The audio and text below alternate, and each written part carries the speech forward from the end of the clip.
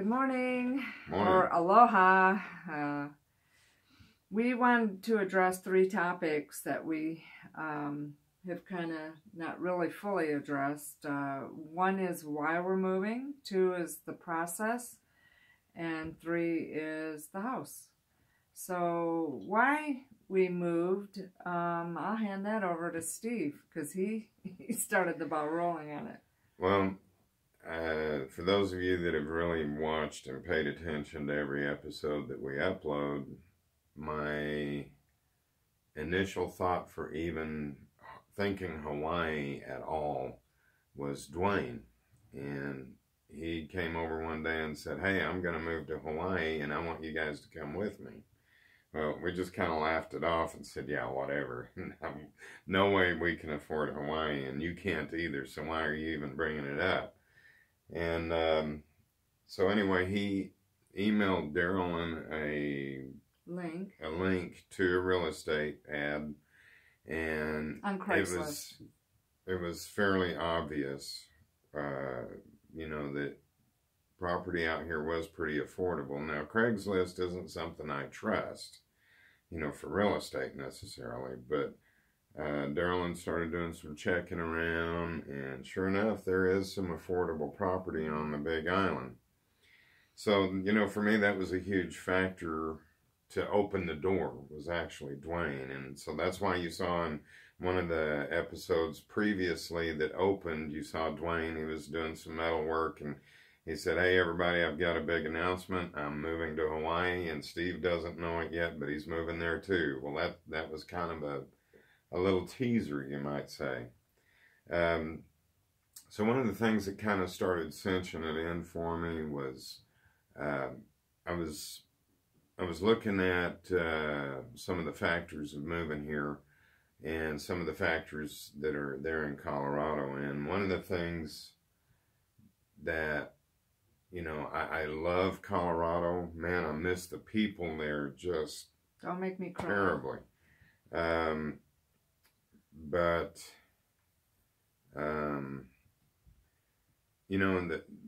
I can't really say anything bad about Colorado, but it's just kind of one of those things that, I always wanted to live off-grid in the mountains ever since I was a kid. And so it's kind of one of those things, I've been there, done that, and every year was just kind of the same thing over and over again, where my summers are consumed with trying to find enough firewood to get us through the winter, and then the winter being conservative enough with that firewood so that we've got enough to last us the whole winter. And another thing is the altitude up there was kind of starting to get to me a little bit. I could climb mountains and go hiking and do all that kind of stuff fine. But when Dwayne and I came to Hawaii to kind of scout for property, man, we were walking up hills and down hills, and we both noticed, hey, we're not out of breath. We're really just, it's like going for a walk, and yeah, it's work, but we weren't huffing and puffing like we do when we're on the mountain. So for me, those were really great things. And so what were some of your ideas, or some of the things that convinced you that you thought you would want to move? Because it wasn't just my decision. Right. For me, living off grid, to me, means to sustain your whole life as much as possible on your own without having to pay a bill or anything.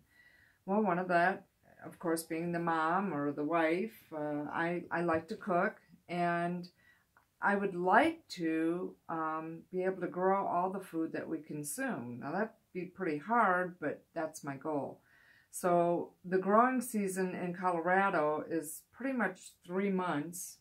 And then because it's so arid, plants still die. The deer would eat almost everything, so you have to cage everything or fence it. So that was one of the big things for me, is that I'm going to be able to grow, not everything I want to grow, but a lot. I can grow a lot year round. So that was a big, big factor for me. There's something else I just thought of, is that, one of the things that I have to say that I really like about being in Hawaii now that I'm here is I can go out at night in pitch dark and do absolutely anything I want to do without any worries at all. Where in Colorado, you're always kind of looking over your shoulder, especially at night, because you don't know if there's a mountain lion or a bobcat or a bear or a rabid coyote. And in Hawaii, there is none of that at all. There's no dangerous predator animals that you have to worry about, that you always kind of looking over your shoulder. And so even coming here and knowing those things just kind of gives it a whole different feel out there, because I go out there and I have absolutely no worries at all. I can just go and do what I want to do. So I really love that. In fact, Dwayne's wife, they had chickens and they were killed several times by a bobcat. Yeah. And several of our neighbors had chickens that were taken by a bobcat. That's true.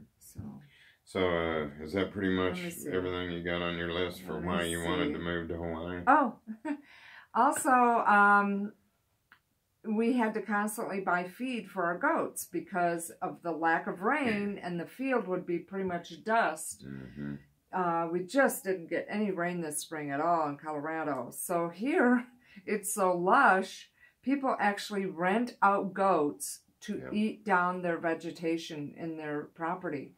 So eventually I'm hoping to have goats once the house is built, but I will soon after the house is built, or near the end, I'll probably be getting at least 4 chickens so we can at least have our own eggs. So it'll be nice to have free food, basically, for chickens and goats. And one of the things that I've noticed here in Hawaii that's kind of hilarious is that there are wild goats and wild chickens. I guess that people just, you know, they decide they're going to leave the island or whatever, and they leave their critters behind and they just turn them loose. So you can drive along down the highway and you see goats all over, herds of goats just wandering around, and they're not belonging to a farm or anything. Because there's a lot of times you'll see a group of like 5 or 6 just billy goats together, and they're out there on these lava fields wandering around, and you know that they're not domesticated at all. And then we can go to like Target or Walmart. And there's chickens in the parking lot. They just run around. It's just like, okay. It's almost like a third world country, but I love that feeling, because, you know, you can be walking up to the store and 2 hens and a rooster will run by and nobody thinks anything about it, because that's just life here. Yeah. So anyway, as far as our moving process, we want to kind of talk about some things on that. And you start. You want me to start that one? Okay. Well, as far as moving our goodies here, we sold off, I would say, 99% of everything that we owned. And I did a whole lot of research on the best ways to get things here, and most airlines have kind of standardized on their luggage that you can bring, and the weight and the size and all of that. So after I did some figuring, I found out it's actually cheaper to bring 2 checked bags on the plane, have those checked at the security gate, and then they load those up. 50 pounds. Yes, 50 pounds is the max. And I think for us, the first bag was $25 and the second bag was $35. 50 pounds each. So we were able to take 200 pounds of things from the house to Hawaii with us. So my philosophy on that was bringing the heaviest items on our checked baggage. And then our clothes we brought on our carry-on, and we brought very few clothes, maybe enough for what, 3 days, 3 changes. Yeah. And so when we got here, we didn't have a whole lot of clothes. And so anyway, the other option, FedEx and UPS are just pretty much prohibitively expensive to ship things over here with. So we used the post office for that. Well, they calculate by size and weight. So if we had shipped a 50-pound box here, it would have cost way more than the airline's $25 or $35 charge for the baggage.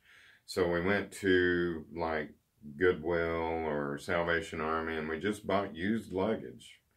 And so we'd get them for like $10, take them to the house, we'd fill them up with the things that were the heaviest that we wanted to take, and then we checked them to make sure they were 50 pounds or less than 50 pounds.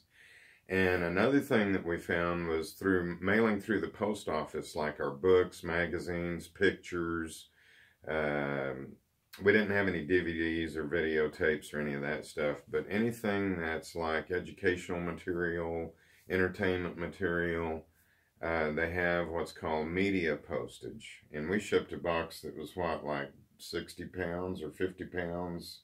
Mm-hmm. And I don't remember what it was. It was like $10 or something. It was ridiculously cheap. But it was way cheaper than than it would have been. And so we shipped over 5 boxes to Hawaii. One of them was about 60 pounds. It had my nail guns and some other tools in it that I knew that I'd use here.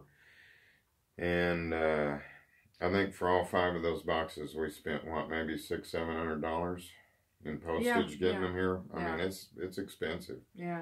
So you really, you know, if you know of anybody that's going to move to Hawaii, man, them airlines, you get you a ticket, and for every person that gets on that plane, they get 2 50-pound bags of luggage, and that saves a whole lot.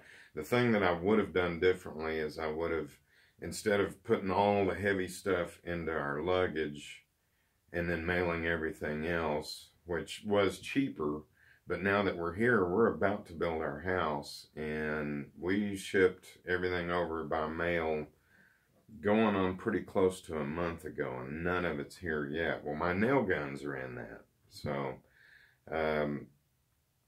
you know, we're either going to be pounding a lot of nails by hand, or we're going to have to wait a little bit to build the house, or we're going to buy new nail guns.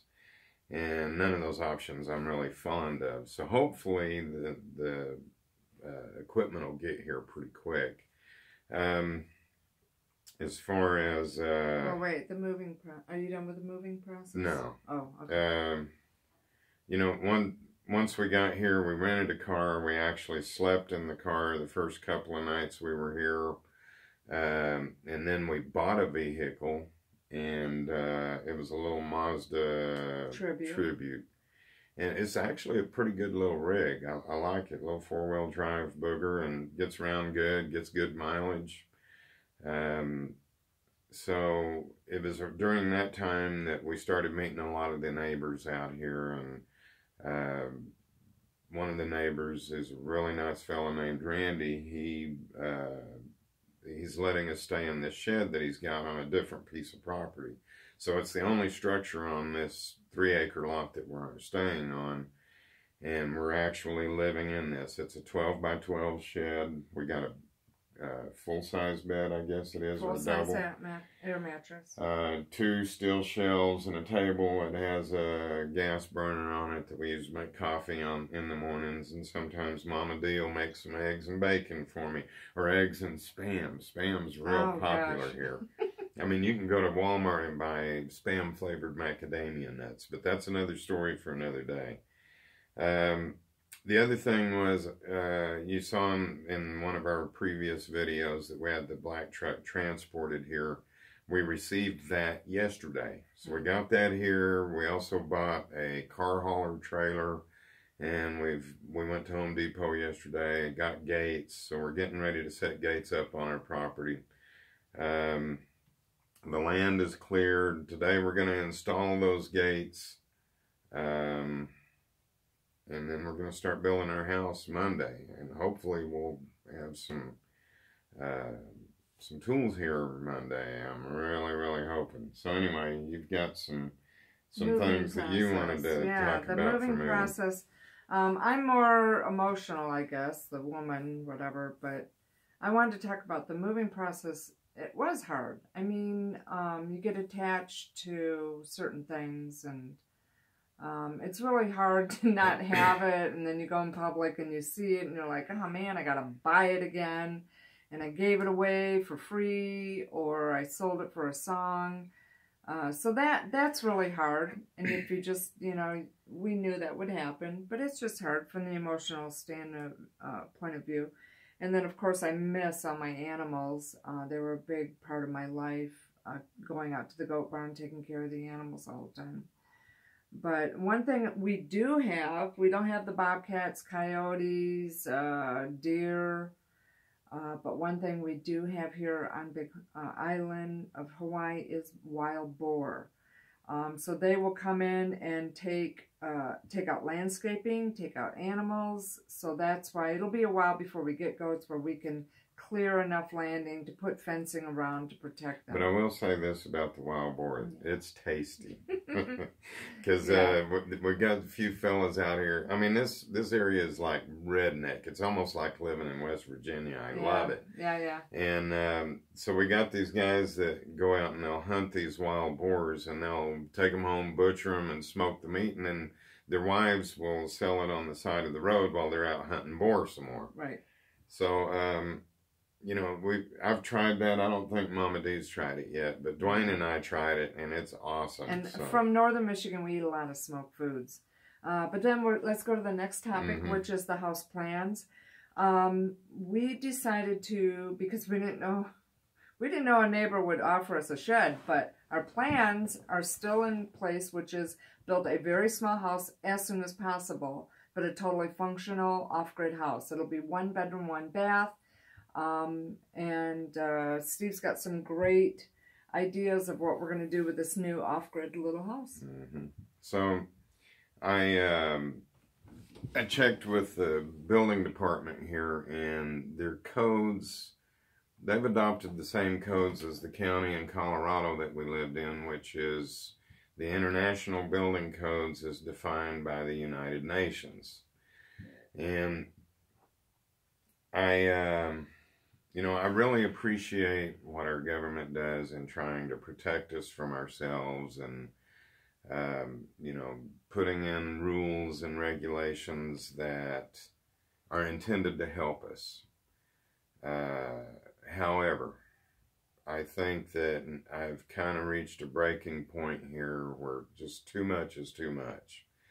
And the point that I'm making is I have to build a house here very much the same way that it would be built in Colorado. It's got to be it's got to be 2x6 studs on 16-inch centers with R19 insulation. And we're living in a tropic environment that has no snow load. You have to have the same kind of headers. They're not quite as, we don't have to do VLAMs like we did in Colorado over wide windows, but it's to the point of wasting building material, just absolutely being asinine. I mean, there's, if it got down below freezing, I could understand all the insulation and the 16-inch spacing, but I'm not going to do that here. I'm just not going to do it. And one of the neighbors that we had here started out building the code, having the inspection department inspect it, and he got to his breaking point, and he went down to the building department and said, "Hey, I've changed my mind. I don't want to build the code. I'm not going to have you guys inspect it anymore." Well, he found out he was going to get involved in some legal action, because when he applied for the permit, he actually entered into a legal agreement with the local government saying that he would build that house to code. Now he's stuck. So the house is not finished, and it's just been sitting there, and the rain has been coming down, and what used to be, you could tell was going to be a pretty decent home, is now just turned into mush with moss all over it. And I think that's really a sad state of affairs when government has intervened to the point that it's wrecking lives. And I'm done with it. I'm not going to go there. I'm going to build a good, functional home that it makes wise and prudent use of material that's available, and it'll be sound house, well built, but it's not going to be stupidly built to survive an Arctic winter in Hawaii. I'm not going to do that. So that's got that part addressed. The other thing is, some other things that are more like the practical things. It rains here, and it rains a lot. Where in Colorado, we've got 360 sunny days a year and 5 days of rain. Well, here it's the opposite. It's 360 rainy days and 5 sunny days. So I'm changing my thinking a little bit. I know that in Colorado, when we would have cloudy, rainy days, I would still make power. But on were days that I would get up in the morning and we'd have 2 feet of snow on the panels, I made 0 power. So we don't have a snow issue here. So I know that every day we'll be making some power. So what I've decided to do is go to a slightly smaller battery bank and more panels. The batteries in Colorado were 400 amp hours. We're going to go with 300 amp hour nickel iron batteries here. The solar panels, instead of going, had 4.8 kilowatts in Colorado. Here we're going to have 7.5 kilowatts of power. So the extra solar panel output will help compensate. So most of those cloudy days, we're going to be getting probably half the power of that, which will amount to about 3,700 watts. And that's still very close to what I got in Colorado. We're also going to use a different water heater. Instead of using an electric water heater with undersized elements, I'm going to use a hybrid water heater that I learned from a good buddy of mine, Jim, that lives in Maine, who uses one, and he cut his light bill way down with that. And when it's heating water, it uses more like 1,000 watts instead of 4,000 watts. So our system should push that easily. We're going to go with that. And then that takes out humidity. Yeah, and another thing I like about that water heater is because it uses a refrigeration process to heat the water, it actually dehumidifies the house a bit. Not much, but it helps. Yeah. And I'm also going to use the MPP Solar PIP inverter. It's going to be the 5 kilowatt GE model. So the solar panels on the roof are going to be very high voltage, like around 400 volts. I will have the remote disconnect on there. Everything's going to be compliant with all of the codes where it makes sense to me. And I think it makes sense to be able to have a remote disconnect for that array. If the fire department people come in and they're going to put out a fire, you know, then they can turn that off. Another thing that we're going to do here is we're going to do water catchment. That was illegal in Colorado. And I know there's a lot of people, oh, it's not really illegal anymore. Yes, it is. You can catch water in Colorado, but you have to have a permit. I applied for a permit and I was denied.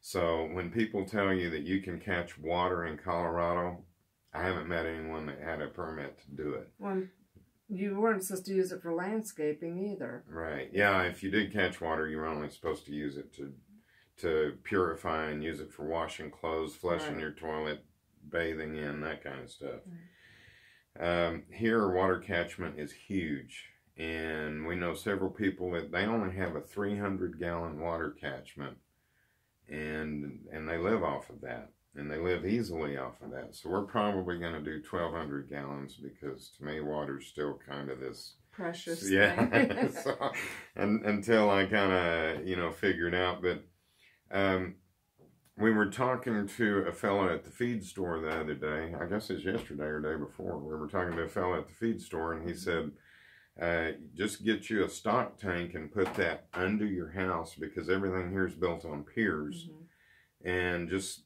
put a cover over it like a tarp or something and just put it under the house. That way you've got your ground area that you can use and it's not unsightly sitting out by the house, because a lot of people here use those really big, tall, everything from kinds of plastic to concrete to galvanized steel. And ours is going to be basically a plastic stock tank that'll be under the house. But then the plastic won't be in the sun, so that won't age it quicker. Right. Faster. And so I think that's going to be a good thing. of course, we're going to video everything step by step, what we're Right. doing. And then the last thing I'm going to do is instead of doing a cesspool like a lot of people do out here, and it's not cesspool like I thought of in the Southwest where you dig a big hole out in your backyard and run all your sewage into it. It's actually a process here where they do dig a hole, but there's all this other stuff. You have to have a grating over it, and it can only be so long by so wide. And but anyway, they're outlawing cesspools here, and you have to go with a oh, what's it called? Septic tank and leach field. Like I could forget that. And so what I've decided to opt to do instead of a septic system is we're going to run everything into a biodigester, and then the water from the shower and the sinks and the washing machine are just going to go straight out to the leach field. And then the toilet is going to go into a temporary holding tank with a sewage ejector pump with a grinder, and it'll grind all the waste and send that into a biodigester where it'll digest the waste, and then we'll harvest the methane gas off of that, and then the rest of that will go out to the leach field. What I like about that is when the bacteria has digested all of that, it's a very high quality fertilizer that comes out of that, and you get the use of the methane gas, and you're not having to mess with the harmful bacteria that's in the aerobic digestion of a anaerobic septic tank and leach field system. This is completely enclosed. You get the benefit of the methane gas. Methane gas you can use to run a gas water heater or a stove or gas lights or whatever you want to do with it. But being the tinkerer that I am, those are kind of the plans that we're running. So I guess that's pretty much covers everything that I had to talk about. Did you have anything else you wanted to add? No, just I'll be doing a little video about the house plan. One other thing though, we need to talk about here in Hawaii, because it's so humid and everything rusts. A lot of people have metal roofs. Yeah, the metal roofs so here we're doing something different. Are really. We're going to try something different though. Yeah, because everything here mulches just naturally, and it partly because of all the sulfur in the air, which I rarely smell it. Right. But metal roofs here will, the edges start to rust and deteriorate, and you can go around and see houses and you can see all the jagged edges of the roof, and you're like, wow, that's a weird design, and then you realize that's just the way that it's corroding. So I'm going to try to do a silicone roof, which is basically you put down like a rolled roofing mineral roof, and then you seal that with roof jack, and then you go over that with silicone topping stuff. They use it on like IKEA and Walmart, and it completely seals the roof. It's impervious to the sun doesn't biodegrade it, and it's also approved for water catchment for drinking. So I'm gonna do a lot of studying on that. It's not 100% that's what I'm gonna do, but if you've got an idea about, water catchment, because I haven't done it before, I haven't been allowed to do it before, at least in Colorado. So any ideas or suggestions on that, what to use for a roof, definitely open to that. Please throw them out there. Be anxious to hear it. And one last thing is, we don't have Wi-Fi where we live. Yeah. We're only using our phones, so for the next several videos, until we get the house actually built and we get high-speed internet. So the only way we can get these videos out to you is by going to McDonald's or Burger King or someplace that has Wi-Fi. And their idea of free Wi-Fi out here is like dial-up. So when we upload a video, it takes hours. And then and then my videos, when I make them, I'm hit with a copyright sometimes on a song. So if you see it was uploaded and then it was or taken off and then uploaded again, it's because I had to remove a song. Right. Steve has a bunch of songs he pulls from. The app that I use is called Splice. And I like it. It's very quick and easy. I don't do as editing type of videos that Steve does. I don't have that talent. But just so, and then I'll be doing my video on the actual house plan really soon, because I wish I would have been an architect, because I love house plans. She's still an architect. No. And anyway, I think that's it, though. I think that's pretty much it. I know that we haven't been answering a lot of questions that are posted on YouTube and responding a lot, and there's a reason for that, and I hope you'll forgive us. But again, it goes back to this lack of Wi-Fi.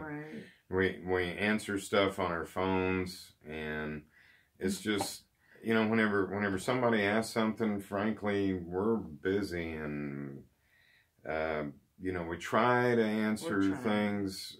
We try to take, you know, a few minutes every 2 or 3 days and look through the messages.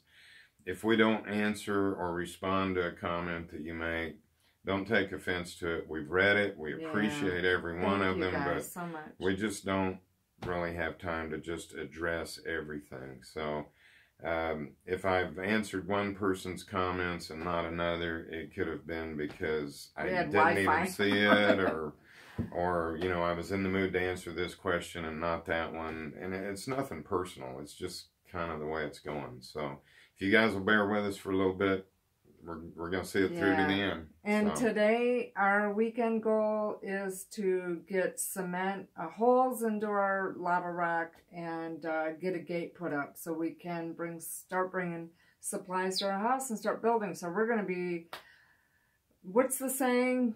Balls to the wall, metal, what is the saying? I don't know. Pedal to the metal. That's what I want to think of. Pedal to the metal. We're going to be working really hard. Let's go do some work. Okay, bye.